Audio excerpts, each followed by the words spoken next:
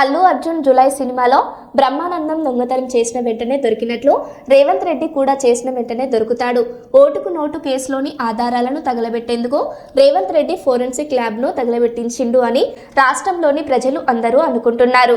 ఒక నేరస్తుడే ముఖ్యమంత్రి, హోంమంత్రిగా ఉన్నాడు. ఈ ఓటుకు నోటు ఆధారాలను కాల్చేసి శాశ్వతంగా బయటపడేందుకు అందరూ మున్సిపల్ ఎన్నికల బిజీలో ఉండగా రేవంత్ రెడ్డి ఈ పన్నాగం పన్నినట్టు మేము అనుమానిస్తున్నామని కేటీఆర్ అన్నారు.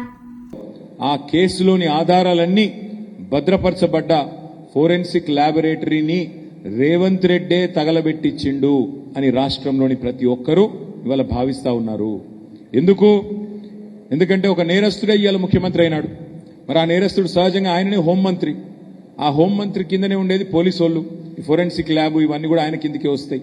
అందుకే ఏం చేసిండు, మరి తానే స్వయంగా కుట్రబన్ని మనందరం మున్సిపల్ ఎన్నికల్లో బిజీగా ఉన్నప్పుడు మరి అక్కడ ఇవాళ ఈ కుట్రకు పాల్పడి మొత్తానికి ఆధారాలన్నీ లేకుండా శాశ్వతంగా ఈ కేసులోంచి బయటపడేందుకు ఒక పన్నాగం పనినట్టుగా మేమందరం కూడా అనుమానిస్తా ఉన్నాం.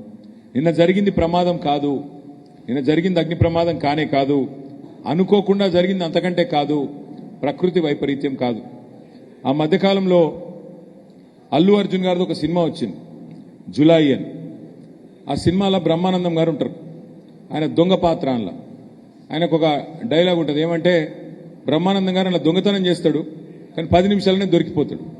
రేవంత్ రెడ్డి కూడా అంతే, ఈయన కూడా దొంగనే కానీ 10 నిమిషాల్లో దొరికిపోతాడు.